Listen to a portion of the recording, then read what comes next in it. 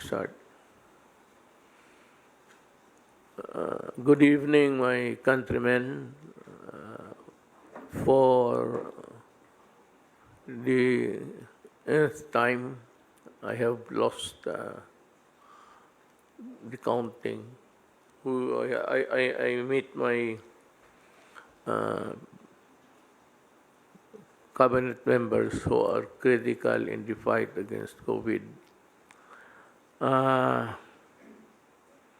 Alam mo, wag na lang tayo magsisihan kasi nandyan na rin yan. There were rules imposed hoping that at least not everybody, but a majority will honor at least rules and regulations promulgated by government for your own good, para sa inyo lang at para sa lahat. Ngayon, yung iba hindi talaga sumunod yung nakalabas. So, mayroon na tayo ngayong 30,682 cases dito sa aking kopya. Ang fresh, may bago lang, it's 467. Yung late comers, ibig sabihin bago lang, is 163. Cases reported total is 630. Ang recoveries, which is a good number to me, is 8,143. Pero ang namatay, humahabol rin. It's 1,177.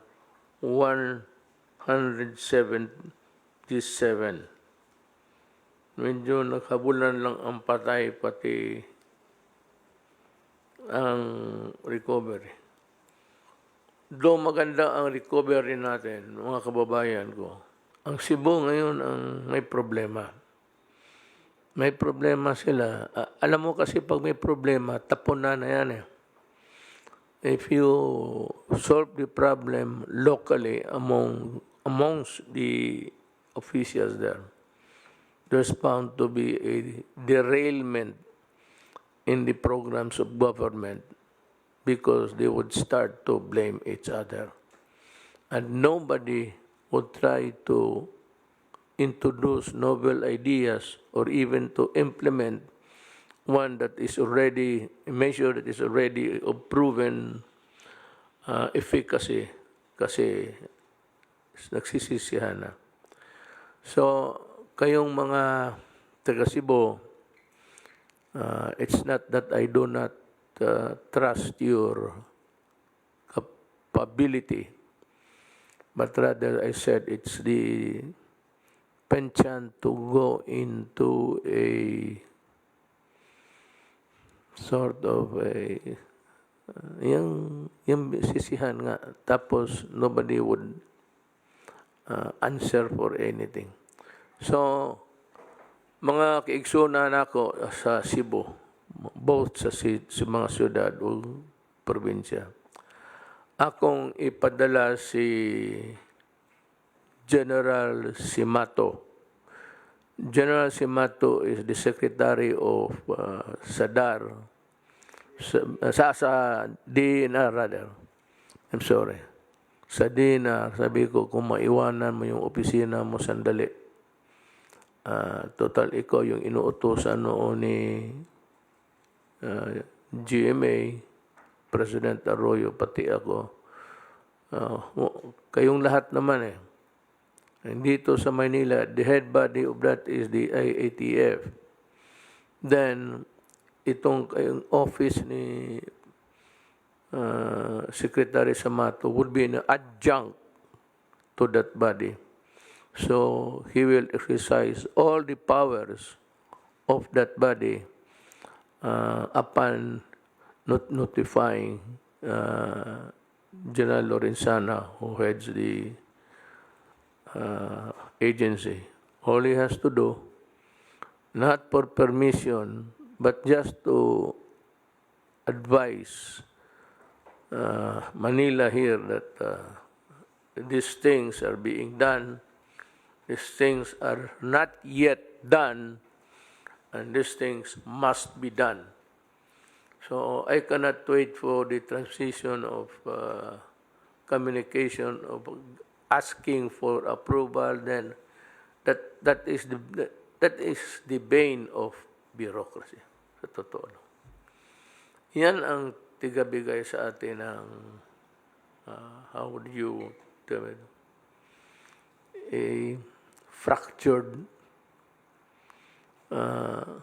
communication even among the sometimes yung isang sulat hindi pinapansin.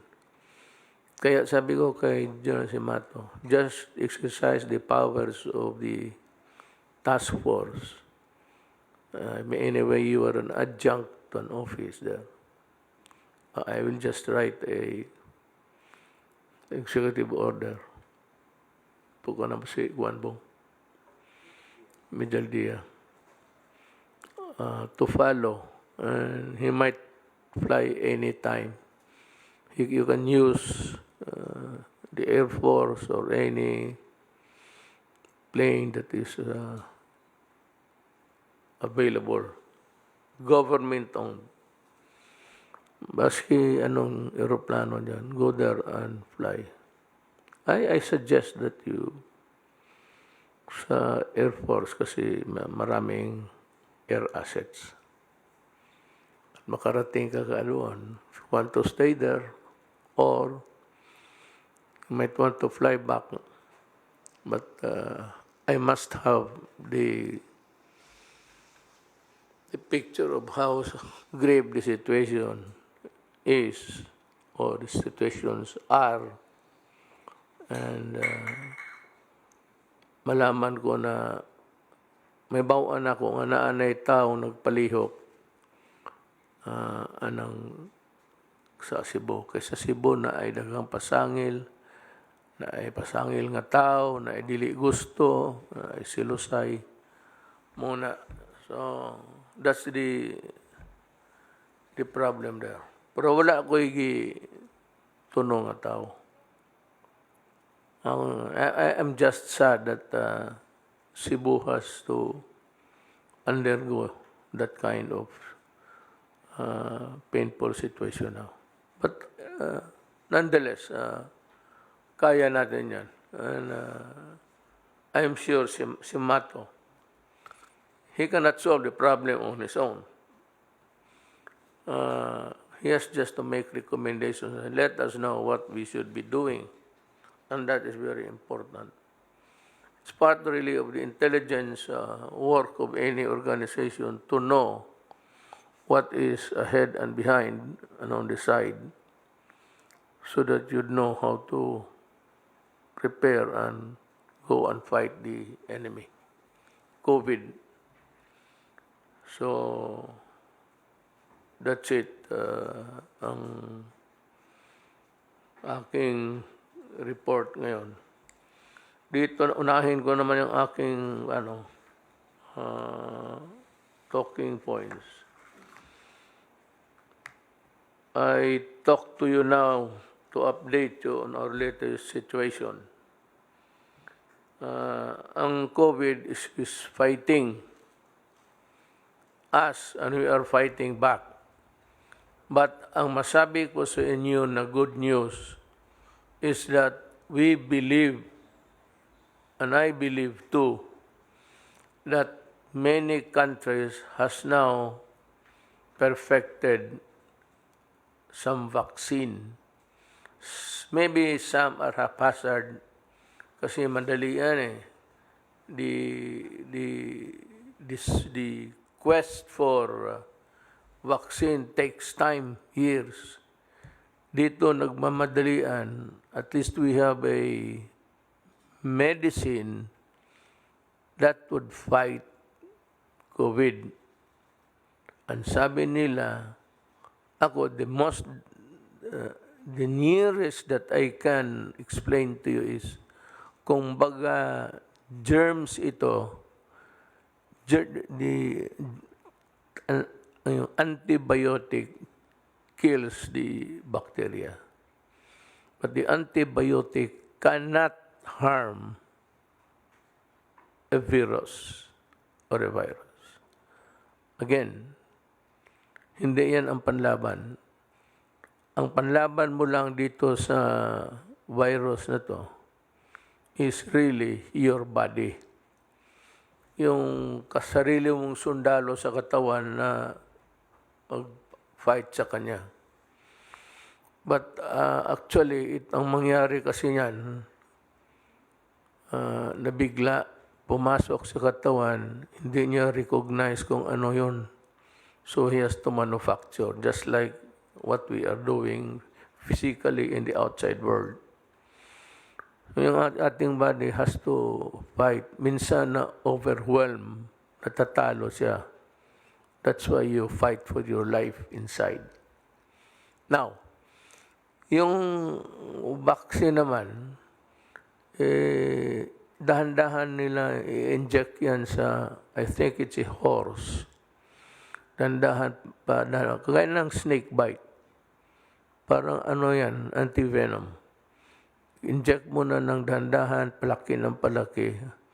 Maximize nila, maximize hanggang ma-immune ang kabayo. Pagkagat nila sa cobra, baliwala. Then magkuha sila ng blood ng kabayo. I don't know if there is additives that are added there or diluted. I am not a medical person, but yun ang inject for the antivenom. Ganon rin sa ginagawa ngayon. They are cultivating itong katawan mo to fight.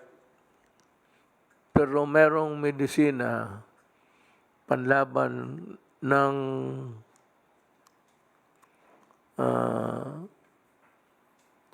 virus is yung parang papatay rin. That's independently of your body na yung vaccine. Meron ngayon, sabi nila, it can kill over time the virus in your body. Itong COVID-19. So, I am happy. Alam mo, sa totoo lang, if there is anybody who wants to be out, to enjoy, and even to live life normally, ako. Ako yung ayaw talaga sa itong lockdown. I hate it. I do not want even myself. Pero ang sabi ko sa inyo, kung kayo hindi makatiis at tinamaan kayo, sorry na lang. Same is true for me. If I'm reckless enough, then I'd get it. Because in the coming days, I intend to go around the country. Magbisita pa ako ng kampo ng mga military. So I'll just have to take precautions. Yun ang ano. Kung may tao man na galit na galit dito sa pagkakulong natin sa atin, ako. Kaya naintindihan ko ano ang puso ninyo.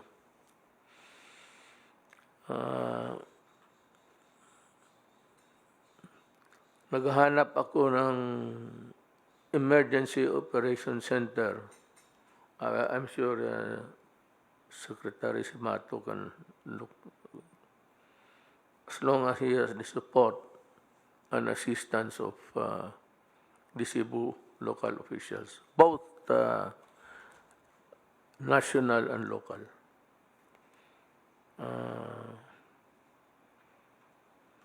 Kailangan ko ng tao doon to give me the entire picture. I'm calling particularly DOH and DILG and the National Task Force to assist Secretary Simato.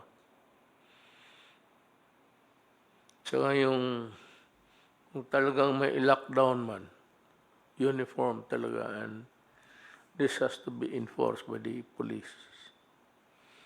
Kung magkulang ng tao, then Secretary Simato has the liberty of calling upon the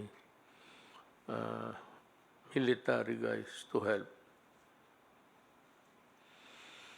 Pero itong away ng COVID, ng terrorism, this has been taken advantage of by itong mga forces arrayed against us. Abu Sayyaf, mga terorista with no ideology, the Communist Party with ideology, but more pernicious ang effect, which could undermine the peace and security of our country. Not only this administration, but it can transcend to the next generation, not giving us no respite. Kasi kaunting pahinga lang, makahinga lang tayo. The fight against the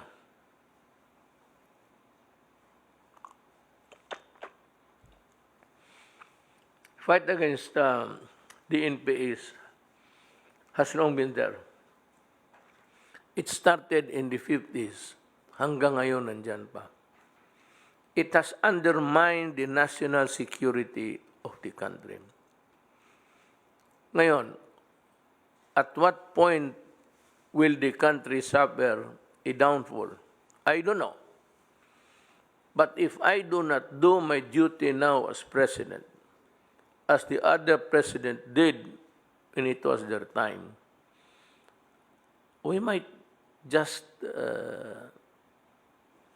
bargain away, place in jeopardy the democratic values that the Filipinos have enjoyed for the longest time. Terrorism is number one in our list. Actually, the number one threat to the country, hindi Abu Sayyaf, hindi yung mga terorista of no value. Itong high value targets, ito yung mga komunista. Kaya ang utos ko talaga sa armed forces, sa sundalo, pakan mo. Pakan mo.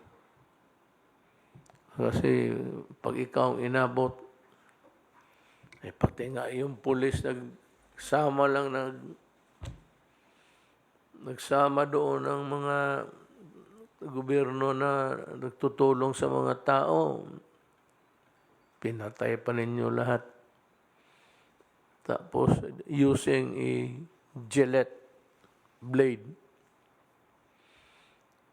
Kaya ako galit sa inyo. There was never a time that we handled a prisoner na NPA na sa Mindanao na sinakta namin. We don't even allow the mosquitoes to bite them. May warning kami sa mga alimatok, pati sa mga ano bang alimatok sa Bisaya o sa Tagalog? Linta. Leech. Na huwag galawin ang mga NPA na bihag kasi baka tayo ang pagbintangan. You've been advocating. That's what I don't like about you guys. No, when it is in your favor, you talk so much about Geneva Convention, right? But when you are at the losing end, you talk of so many things invoking Geneva Convention right and left, asking for the protection that the law gives upon everybody. That's the riddle that I cannot understand. Total, if you fight for as a matter of principle, panindigan mo, pinatay namin kasi kalaban eh. Matanggap ko pa yan. Pag sabihin mo na prisoner na, tapos luglugin mo ng Gillette, pati yung pulis, nakita ko yung ano eh. Huwag ninyo akong bulahin, putang ina, nakita ko talaga yung sugat dito sa liig.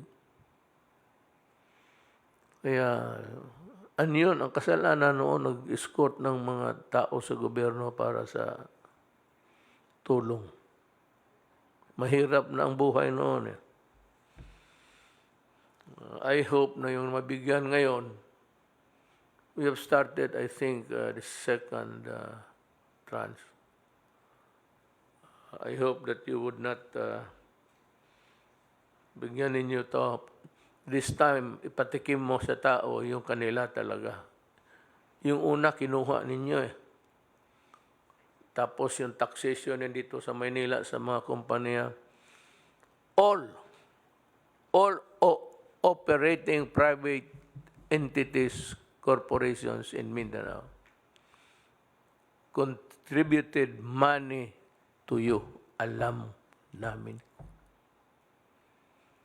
Alam namin na hindi yan transaction doon na magbigay ng pera doon sa bukid tapos tanggapin ninyo. Ang pera dito hinuhulog sa Maynila sa bank account ng NDF, of course, under a fictitious name. Well, all of these things I said, I hope that I will not have to do something to do more drastic, like just really looking at your bank accounts. Malami namin yung movements ng pera eh. Marami, central bank pa iyo. Magdaya nga sa aking kayo pa. But ang aking kasi kay kaibigan tayo, ang gusto kong sabihin sa inyo, wag na sana tayo umabot sa yung that I have to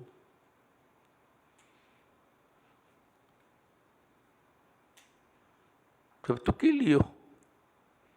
Kung wala nang iba. You really want to heal it? Sabi, huwag mo nang hintayin na patayin kita. When I say patayin kita, hindi man ako ang papatay. Lahat tayo magpatayan, including me. If I were to read, much less answer all attacks made on me, this shop, your office, this shop might as well be closed for any other business. I do the very best I know how, the very best I can, and I mean to keep doing so until the end. If the end brings me out all right, what is said against me won't amount to anything. But if the end brings me out wrong, 10 angels of God swearing I was right would make no difference. Mali ka pa rin. So, that's Lincoln. You can take your, maybe you can take comfort in the words of a great American statesman. So, ikaw muna, let us hear what's your advice to the people? Thank you very much, Mr. President, and magandang gabi po sa ating mga kasama sa kabinete at saka sa National Interagency Task Force on Emerging Infectious Diseases.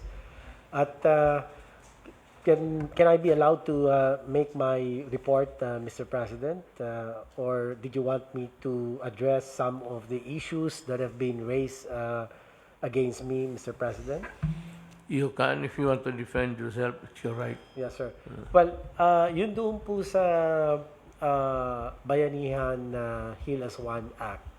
Meron pong provision ng batas na nagsasabi na kailangan na tulungan ang mga pamilya na namatayan. Ito po yung karamihan mga doktor at saka mga nurse. At doon po sa Bayanihan Hilas One Act, kailangan bigyan po ng ayuda sa halagang 1 million pesos per family. So ito naman po ay atin na ipatupad at in fact June 9, I think, yung pong 32 families na inatasan niyo po kami na bigyan ng 1 million each dahil namatayan nga po sila. Ito yung mga health workers po natin na nagpakabayani at nagsakripisyo po para bigyan kalinga at gamutin ang mga COVID patients, Mr. President. Tapos, meron po tayong 32 na nabigyan po natin ng cheque, 1 million each. In 4 days, as per your instruction, tinapos po natin yon. At sa ibabaw po nito, meron din po tayong 19 na mga healthcare workers naman na sila po ay nagkaroon ng severe COVID-19 infection at pero sila po naman ay buhay. At ang layon po ng batas ay tulungan sila at batay po sa inyong kautusan, nabigyan po natin sila ng 100,000 pesos each. At so a total of 51 beneficiaries, Mr. President, ang naayudahan po natin. Sa ibabaw pa ho nito, yung binayaran po ng PhilHealth, ang lahat po ng kanilang pagpapahospital, gastusin po sa pagpapahospital. So, tayo po ay nagpapasalamat, Mr. President, sa lahat ng serbisyo, kabayanihan, sakripisyo po ng ating pong mga frontline healthcare workers na talaga naman pong nangalaga sa mga COVID-19 patients. So, yung pong inyong kautusan ay isa katuparan po natin. Yung pangalawang issue po, Mr. President, yung pagbili po ng mga personal protective equipment at akala po ng mga ibang grupo ay napakahuli po ang ating pagbili ng mga personal protective equipment. Pero sa totoo lang po, as early as February, naglagay na po tayo ng procurement order with the Philippine International Trading Corporation, isa pong attached agency ng DTI. At yun na nga po, Mr. President, talagang namroblema lang po tayo sa supply. Kasi nga po, at that time, marami na po mga ibang mga bansa na nauna po sa atin dahil nauna rin po sila nagkaroon ng mga kaso ng COVID-19 cases. So, nag-antay po tayo. In fact, yung in-order po natin ng February, dumating na yung iba, March, April na ho. At maigi lang po, may mga donations po tayo mga natanggap mula sa World Health Organization dahil tayo po naman ang kumatawan at humingi ng tulong sa World Health Organization habang hindi po nadating yung ating pong mga in-order na mga personal protective equipment. Ganun pa man, Mr. President, ay talagang nagsumikap po tayo, nagpunyagi po tayo na makuha ang sapat na bilang ng mga PPEs. Pero dahil nga po sa shortage, yung global shortage po, Mr. President, nag-antay tayo ng matagal bago po tayo makakuha ng ating pong mga personal protective equipment. At salamat po sa inyo dahil minadali nyo po nung March ay nakapag-release po ng pondo ang DBM at tayo po ay nakapamili. In fact, hindi nga pala DBM pa ang unang nag-release. Ang nag-release po ay ang PAGCOR sa inyo pong kautusan. Sa halagang mga 1.8 billion ay nakapag-procure po tayo ng almost 1 million personal protective equipment para po sa proteksyon ng ating pong mga healthcare workers. So, yan po, Mr. President, ilan po yan sa mga issues na akin pong sinasagot ngayon. At ito po, magpapadala kami ng lahat ng mga kasagutan namin sa ombudsman na sila po ang nagpadala ng sabpina para magsumite ng lahat ng mga dokumento patungkol po sa ating pong mga procurement, sa ating pong mga ginawang mga hakbang para maging maayos po ang ating pagtugon sa namayagpag o namamayagpag na COVID-19 pandemic. So ilan po ito sa mga bagay, Mr. President, na atin pong sinasagot at para maging maayos po ang pagtugon ng pamahalaan nasyonal sa problema po ng ating pandemic COVID-19. I'm sure that yung kayo mga Tagalog, naintindihan ninyo ang salita ni Secretary Duque. I mean, it's not really fluent Tagalog, but it's Tagalog, and it can be understood by anybody who knows how to talk in Tagalog. Pero sa mga Bisaya, well, ganito lang. Let me just maiksing explanation. Hindi kaagad tayo nakabili ng equipments. Kasi naghanap pa tayo kung saan tayo makabili ng mura at maraming supply. We found out as early as March, tayo ang one of the countries ang Tagalog man pala ito. Kitay unang nasod nga nakaalinggat nga na ay problema. At ang tawag ana pandemic. Na katong mga tao, katanan, Tagalog, Ilocano, Bicolano, Bisaya, Waray, sabta ninyo nga ang sakit nga niabot sa ato, pandemic, bot pasabot tibuok kalibutan. Unya, daghang mga mupalit na og mga personal protection gear, mga medisina tanan, mga wheelchair, na unhan ta kay kita may mga usas mga pobre. Pero ang World Health Organization is a very fair body. Murag ilang hatagang yun tanan, pero dili yun kumpleto. Now, maingon mo, nganong wa mo ka-preparar? Dili na sa preparasyon. Tungod na sa kadaghan, pandemic tibuok kalibutan igo. Bot pasabot, ug imog yung hunahuna og mayo, pwede ang tanang tao sa kalibutan maigo mamatay. So dili na yung sakit nga kolera o iltor o unsa ba diha nga impluensya nga naanay mga tambal daan. Kani walay bakuna. So nakabuang ta karon nakalitan ta ani kay paspas kaayo ang iyang dagan sa contagion, sa iyang pagtakod. Muna na late o gamay, pero dili giingon way gibuhat ang Department of Health. Ang kwarta, wala po na, sigurado ko, I am very sure and I place my reputation sa kang Secretary Duque nga walay kawat nga nahimo na. Dili na niya kaya. Dili na niya kaya kay dato na nidaan si Duque. Naani hospital, naani eskwelahan, naani tanan. Hasta tanang gwapang asawa, naani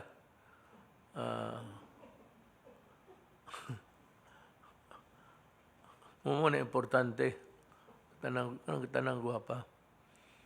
Wala na. Unya katong ubang purchases, wala na ako gihatag. Ako yung gituyo, gihatag na ako sa IATF.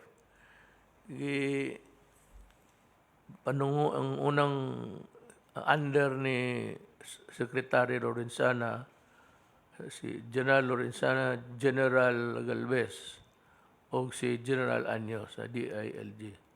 Sila mo'y akong gihimong task force. Sila'y namalit, ana. Wala na'y kiingnan tamo, naay kuan diha po, naami nakit-an diha sa Department of Health. Mobit ito itong gitangtang na ako dayon. Basig diha. Pero sa uban, so I stand by, taya ko yung reputasyon ko as president sa lahat. Walang kalukuhan nga nahitabo. Muna nga, kamong mga taga Cebuano, ay lang mo kasuko na ako. Magprangka lang ta. Mas may na magprangka ta. Kamana man ko sa inyo. Pag-abot na ako sa inyo, prangkahan ta mag-usap. Gaya mag-ulo eh. Ayaw ko kasi sabi ko kay Bong, kanina kay Bong, isulti ba na ako? Dili man good na karon lang. This is not the first time. This is not the first national emergency na ang Cebuano is murag pandali hinay kayo mo hinay mulihok mulihok pa magyaw-yaw pa kay Cebuano suburbio mo gini ako ikasulti ninyo yung mga tanan na ana sa balay na hipos na kamo sa Cebu perting motor ninyo. Di Talisay, so report sa ako, military, murag palengke mo kada adlaw, di panusuri-suroy. So, muna nahitabo ron niya. Gusto ninyo nga, pag mo mayor ni boto man pud minimo. Hibaw ko, dako kog daog diha sa, pero ay ninyo og apilig politika, kay giingnan na mo ana ang sakit. You were forewarned in advance that there was this very dangerous microbe called COVID-19. We were given the proper advice by the World Health Organization. Some provinces followed ang kamo na noon, kasige na magsuroy, sige. Nahibaw ko. Wala ko magkuhan. I'm not trying to, hindi ako nagmahay ba. Nagsisisi sa inyo. Dili na. It's not, that's part of our program na magsige tag pang-leksyon og tao. Pero mo ginay nahitabo. So, si Roy, General Simato, o si General Anyo na assign siya. General Lorenzana, kaila ko niya kay General Galvez, na-assign na sila sa Mindanao. Kaila, ginako, umurag kaila. Murag barkada. Kami ni Delphin. Barkada may ano. Murag, inigsuon yun among tagad. Minamaya ba? Kasi asa may makita. Pero, wala yun ko magduduha sa ilang kaligdong sa ilang pagkatao. Honest with integrity. Anyo. Galvez. Si Roy. Si Roy di kay tigsulti. Diretso lang pabuto. Wala na istorya. Roy, adto tanawag unsay problema nila. Nya tabangi sila. Nya pahibaw ako unsaon ako pagtabang. Mura na. Mura ko ikasulde. So salamat sa imong gamayng panambag sa mga tao. Who else? Roy, you want to say something about your designation? Sige magtando ni si Roy. Oh, sige lang. Third ni si Roy mo gini sundalo. Tinuot ba? Why tingog? Sugoon ni Gloria ni adto sa hulok niya pag-ispadahay mo ni Saddam.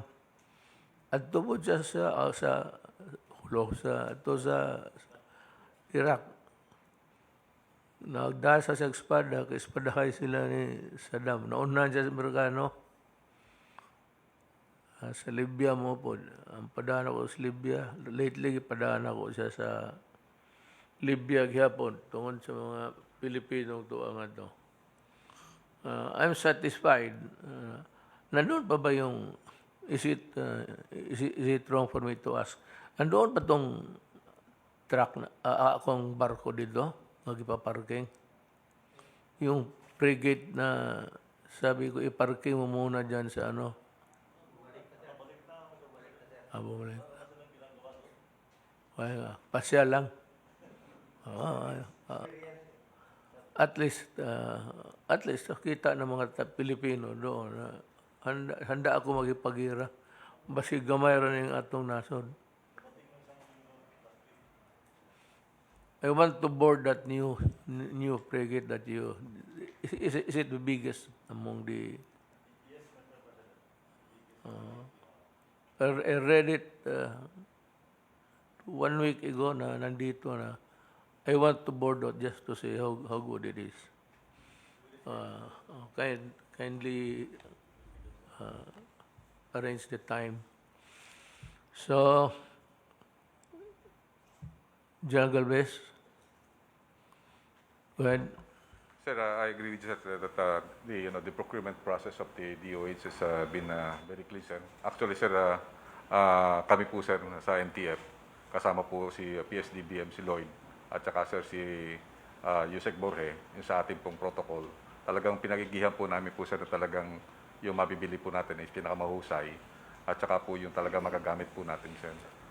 So, I really vouch sa ano sir na si Secretary Duque sir has nothing to do with that talaga procurement because kami sir talaga sir ang nag-procure nila sir. In fact sir sa ngayon sir yung test kit sir na nabili sir natin sa Sansure at saka po sa ibang mga ano sir napakababa po sir. Tapos nakuha po natin sir yun no, yung 20,000 na PCR at saka yung automatic extraction na free po sir yun, free. Nakuha po natin sa China at nakuha na po natin yung 1 million na test kit. So yung program sir natin supposed to be more or less 3 million na test kit po sir ang ano sir natin, mabilisan natin. Sa ngayon po sir, because of our prudent procurement, more or less 10 million po na test kits po sir na nabili po sir natin. And we rest assured, we assured the public that the administration will be clean. Yun po ang lagi niyo po sinasabi sa akin, even nung ako yung chief of staff, na you have no tolerance to corruption, sir. That's why that's my sir, my primary duty to be clean in dealing with procurement. So makakaasa po ang ating mamayan na yung lahat po na binibili po natin sa na mga equipment at saka PPE ay talagang ito po yung mga standard, especially yung PPE sir na ginagawang kontrobersya po ng iba ay talaga po ito level 4 ang binili po natin. At kung titingnan po natin talaga sa history po ng ating health workers, bumaba po ang level ng mga casualty natin mula nung nakabili po tayo ng PPE noon. Noon dati sir, ang dami namamatay ng mga doktor mula po nung bumili tayo ng PPE. Ay talagang isa o dalawa na lang po yung nagiging fatal casualty po. And then sa ngayon po sir, yung ating testing capacity ini-increase na po natin. At ang ating laboratory po sir, tayo po nagsimula na 3 lang nung February. Ngayon po 63 na po ang ating laboratory. So meron na po tayong 46 na RT-PCR at meron po tayong gene expert na laboratory. At halos lahat po ng ating mga region na meron na po. Sa NCR, meron na po tayong 27 testing laboratory. Sa Luzon, meron na po tayong 20. Sa Visayas, meron po tayong 7. At sa Mindanao, meron po tayong 9. At ang yung Caraga region na lang po ang natitira na wala po. Pero yung meron po silang 3 na laboratory na minamadali po natin at hinihingi po ako ng gene expert sa DOH para mabigyan po ang Caraga region. Pero ang Caraga region po ngayon ang isa sa pinakaligtas po natin na region sa buong bansa. At yung sa sa ibang po natin sa Cebu City, yung ating pong sitwasyon ay nai-report ko na po kay Senator Bongo na talagang ang isang malaking problema po doon ay yung disparity po ng salary ng civilian at saka ng ano po natin ng public nurses, because nung tinaasan niyo po ang sweldo ng mga nurses natin, more or less mga 11,000 or 15,000 po ang disparity po ng kanilang sweldo. At sa ngayon po, ang inano namin ni Secretary Dino, nung pumunta po kami ng 2 beses po doon, yun po ang sinolve namin kaagad, dahil kasi po marami po sa mga nurses ay nagbiti po sa kanilang mga tungkulin dahil sa takot na rin po sa COVID. At the same time, mas mataas po ang sweldo ng ating mga public health workers. At sa pag-uutos po ng ating DHS Secretary, nag-deploy po tayo ng mga more or less 131 na nurses from public nurses na ating pong job order, at meron pa po tayo more than 100 na nire-recruit ngayon for deployment. So sa ngayon po nag-increase ang capacity po ng mga 4 na hospital na pribado, dahil po dinagdagan po natin ng mga nurses. At kami po ay talagang tutulong po kay John Simato. In fact, tomorrow po sir, full force po kami sir. Pupunta po kami ni Secretary Duque, Secretary si SND, Secretary Lorenzana, Secretary Anyo. Kami po ay lilipad po sa Cebu at titipunin po namin ang regional RITF para po tulungan po namin si John Simato po. Actually, aktor mo dalhin ninyo. Opo sir, dadalhin po namin sir para po talagang full support po ang IITF po sa lahat po sir. So yun po ang gagawin po namin para at least po namin ma-orient po na mabuti, at talagang susuportahan po namin ang aming mahal na secretary sir. And then also po sir, sa ngayon sir may mga increasing severe critical cases pa rin that greatly affected yung capacity ng Cebu City. But I believe nag-uusap naman po sir kami ni Sec Dino at saka po ni Sec Rebella, and they're doing their best na kailangan na po talaga na ma-orchestrate po lahat yung po natin. And then also, we really support the designation of John Simato po sir. Siya po yung West Micom Commander ko po sir, nang ako po ay Battalion Commander sa Basilan. Siya po ang nag-uutos sa akin sir na hulihin po yung mga abusayat. So, kilala ko po namin siya, magaling po sir talaga sir. Sabihin ko ito sa mga tao. Wala ako, with due respect to the Ombudsman, the Honorable Martires, iniimbestiga pa niya. Pero kung ako lang ang tanungin, kung ako ang imbestigahin niya, di mapunta talaga sabihin ko na I believed in the honesty and integrity of my people. Except for the minor doon sa yung nagpiprepare ng specification. Galing yan doon sa health. Dito, implementation lang. Magbayad lang. Kaya pinili ko yung tao na magbayad. Diba sinabi ko sa inyo na itong pera na ito, sagrado ito. Even Congress gave me the money. Sabi ko na huwag ninyong lukuhin itong pera niyo. So, yan ang masabi ko. Malinis itong mga tao ko dito. And I still believe in them. But anyway, yun ang sitwasyon. Gusto ko lang malaman ng tao na itong sa gobyerno na ito, sakripisyo ito. I'm just appealing to their sense of patriotism and their love for their country. Yun lang sabi ko, tulungan ninyo ako dito. Ikaw, may report ka ba? Yes, go ahead. General Lorenzana. Good evening, Mr. President. Magandang gabi po sa inyo, ating mga kababayan. Gusto ko lang pong mag-ulat sa inyo, Mr. President, sa ating yung isa nating ginagawang trabaho dito na medyo masalimuot. Ito po yung pagpapauwi ng mga OFWs sa kanilang mga probinsya. Sa ngayon po ay 56,000 na yung nating napauwi ng mga OFWs sa mga probinsya. Pero ang sabi ni Secretary Bello, mayroon pang 40,000 na darating. Itong darating na 2 buwan. Okay na po yung ating naiulat ko na rin last time na okay na yung ating mga sistema para mapabilis silang makauwi sa kanilang mga probinsya. Isa pong umuwi na rin dito ay yung mga kabayan natin na naipit sa ibang lugar na gusto nang umuwi rito. Yung stranded. Stranded po sa ibang bansa. Ibang bansa na gusto umuwi rito. Unti-unti na po sila umuwi. Karamihan nito ay galing sa United States. Meron ding isang aeroplano na nanggaling sa Indonesia na gustong bumalik dito. Ito po ay inaasikaso namin sa airport at saka sa seaport kung may dumarating ng mga OFWs.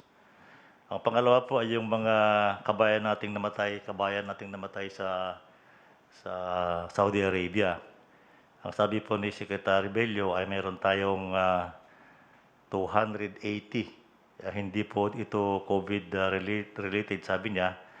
At ang usapan namin kanina ay mag-arkila siya ng cargo plane, aeroplanong pang-cargo para maiuwi siya dito at makauwi naman sa kanilang pamilya. Ang pangatlo po ay yung mga locally stranded individuals. Hindi po may paliwanag na kadahilanan, ito ay mga nagpuntahan sa airport. Pero wala naman silang sasakyan, kaya ang ginawa po natin ay dinala natin sila sa Villamor Air Base at saka sa Port Bonifacio. At doon sila ngayon naghihintay ng kanilang masakyan papunta ng probinsya. Ang problema po rito ay wala tayong makuhang sasakyan kasi nga wala namang ahensya na sasagot ng mga pamasahe nito.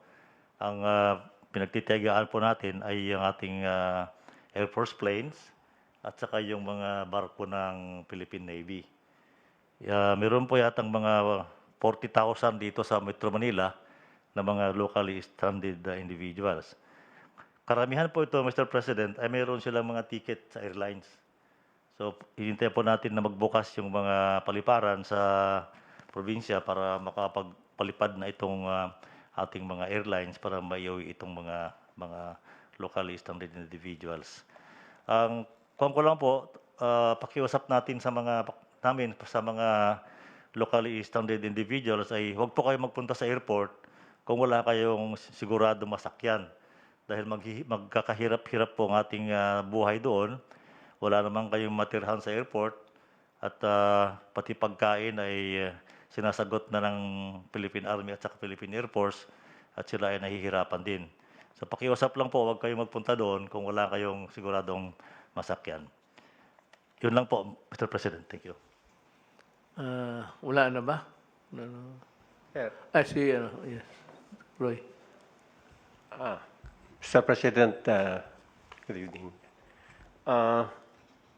I fully accept your challenge you gave for Cebu, Mr. President. Just like the orders you gave to me before to go to Boracay, and we changed the cesspool image of Boracay into what it is now. Then you... Manila Bay. Manila Bay mo. Malinis na. Sir.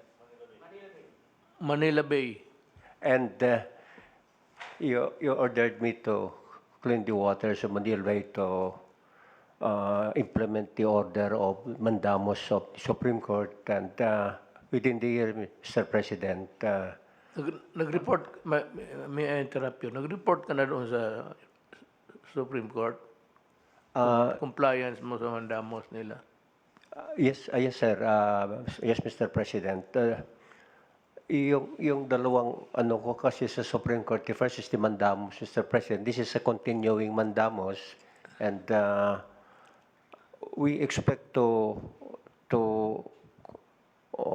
make the initial compliance to the Supreme Court this year, because we expect that the Manila Bay will be compliant in a portion of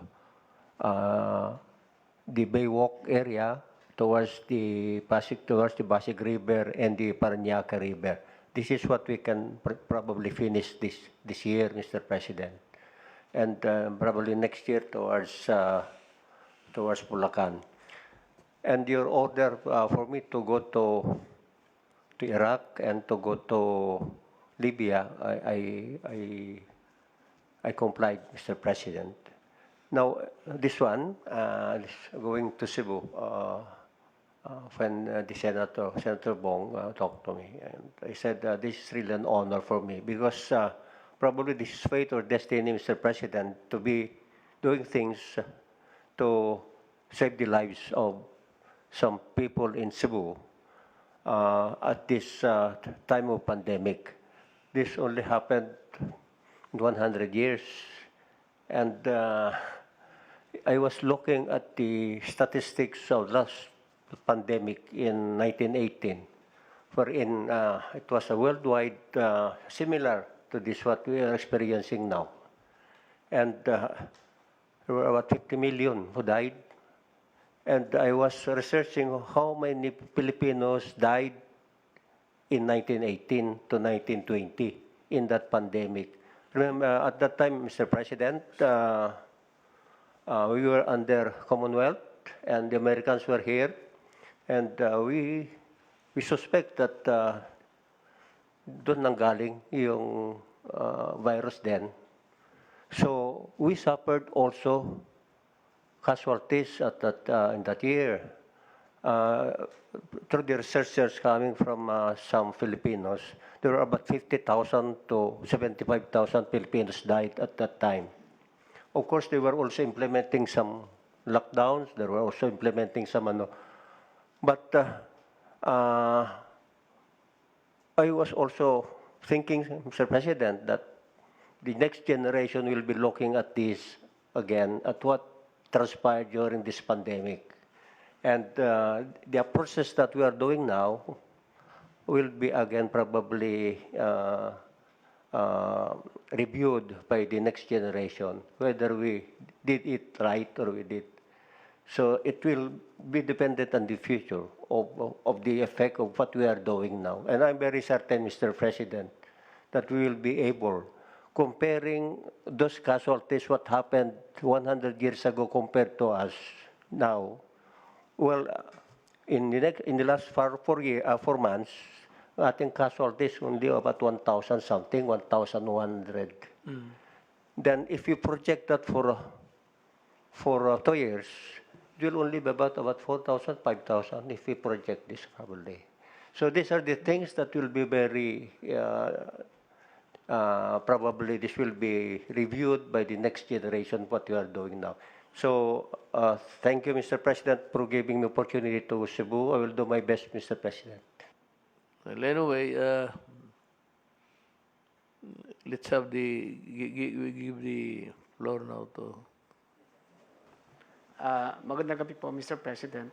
Una-una po ay ang ating lahat ng local government units sa pangunguna ng ating mga governors, mayors, barangay captains ay naka-align po sa ating national government at sumusunod sa IATF national guidelines. Kaya nga po makita po natin na maganda yung ating pag-manage nitong COVID crisis na ito. Pero sa pag-utos po ninyo ay meron pa rin tayong mga hinabol ng mga local government officials na sumuway at lalo na sa pagdidistribute ng SAP na hindi lang sumuway kundi ang iba ay nakinabang pa. Dalawa po ito, criminal cases at saka admin cases. So i-update ko lang po kayo. Ang criminal cases po ay na-handle ng ating CIDG. Mula po sa 496 complainants, meron po tayong 728 suspects. Pagkatapos po ng investigation ay tumataas pa ito, nakapag-develop tayo ng 264 cases. 157 cases po ay naipile na sa mga piskalya. 61 po ay still under investigation. So tuloy-tuloy po ito. At dito po sa admin cases naman po ay 153 barangay captains, 5 sangguniang sangguniang ng barangay ay naimbestigahan at ang 20 barangay captain dito sa NCR, no, panimula po ay naipile na natin sa Office of the Ombudsman. So ito po ang mga ito ay pananagutin natin at patuloy pang pag-iimbestiga sa ibang dumarating mga complaint. Dito naman po sa ating distribution ng Social Amelioration Program, sa pangalawang tranche po, sa ating partnership na pinangunahan po ng DSWD, mula pa po June 11 ay nakapagsimula na ng pagbibigay ng second tranche. Inuna po ang ating mga 4-piece beneficiaries. Ito ay 1,335,711 families. Noong June 15 naman po ay nagsimula na sa pag-distribute ng second tranche sa Cordillera Administrative Region, kasama po ang Region 1 at nagsimula na ang Region 3. Ngayon pong June 22, today, nagsimula na po tayo full blast sa lahat ng region, kasama na yung National Capital Region, pati na rin yung pagbibigay sa mga hindi nabigyan ng unang tranche na umaabot sa 5 milyon. Pero sa pag-validate po natin ay umaabot lang ito ng around 4.2 million. As of June 19 po ay 6.7 billion na po ang naipamigay ng DSWD. And we expect po na within this week ay matatapos po natin itong lahat.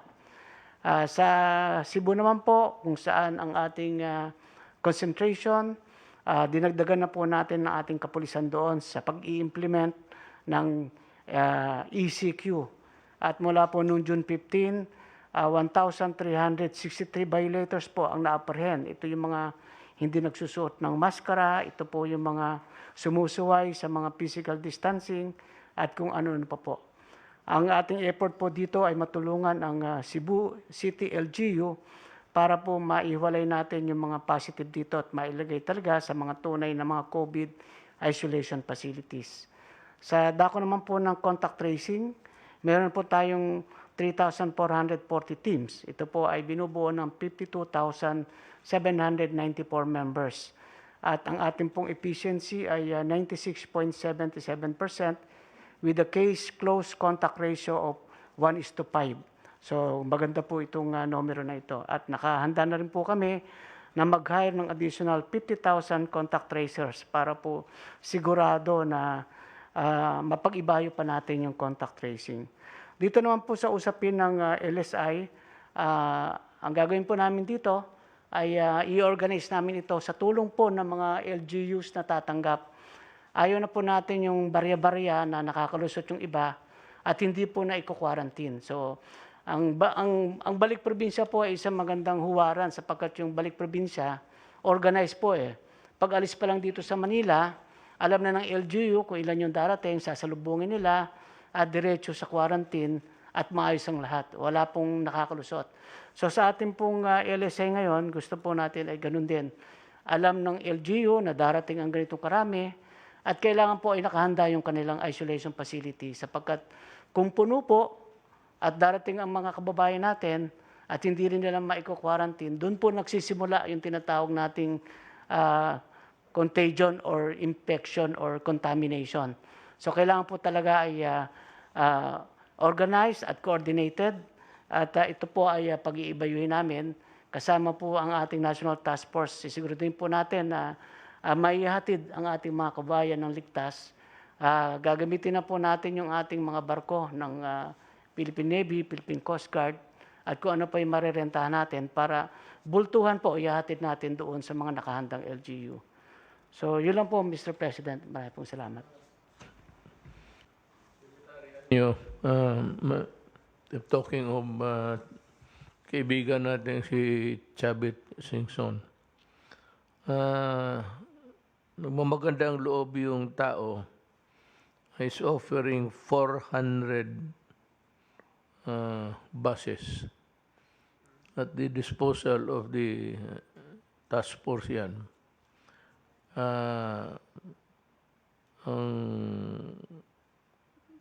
July 4 for Mindanao, ang July 5 para sa Visayas.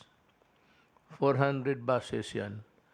kayo na ho ang mag-ano kung distribute so that maybe the target areas where they should be delivered could be as near as where the trucks would head for and park there to put them to disembark. Ang pakiusap lang, just like your statement now, na tanggapin lang yung mga LGUs, tanggapin nila yung mga tao. Pakiusap. Pero actually, huwag mo na sabihin, maaway lang. They cannot refuse to Filipino. Utang na patay ka dyan. Cannot do that. Deny the Filipino to go home. Mahirap yan. Tapos, asympatic. Hindi mo alam kung may... So, you don't even know if he's contaminated or not. If he's not, then you still refuse him. Tapos magkaroon ng exam, wala. Maluloko. There you'll run into a gamut of so many problems. Pag-usapan lang sila na tanggapin nila, total, wala na rin tayong magawa, Pilipino eh. Even if they are actually contaminated, if they want to be, to go home, maybe to get well or to die there, hindi mo ma-deny sa Pilipino yan. Ano pa ba bong? Wala na. Wala na. Del, is there something? Wala na. How about Secretary Roque? You have to make some clarifications. Yes, sir. Para po malaman po ng taong bayan, nakarating na ba po sa lamesa nyo yung anti-terror bill? May sinabi po kayo bago tayo mag-record sa ulat ninyo sa bayan? My legal is still reviewing it. May legal team sa Malacanang. Hindi ko pa natanggap. I had it reviewed. It's always automatic. Pag naan sa akin, I endorse it to legal. Without even reading it actually, if you really want to know. It's legal who will return it to me with a recommendation whether I will approve it or not.